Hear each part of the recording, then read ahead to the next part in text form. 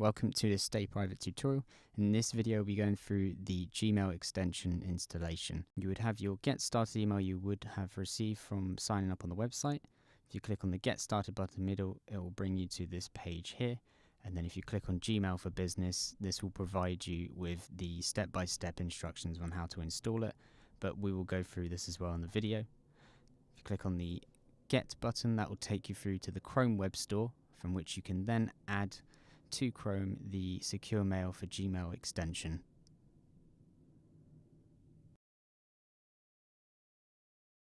Once this is installed, you can see the StayPrivate symbol in the top right of your Chrome, and from there you can click on that and set up the secure email address part. Secure email address can be located in your sign up email you received and mentioned at the start. You can copy and paste this or type it in if you like. Once you have this inputted, you can click on the warn before sending unsecurely tick box, or you can save it straight away.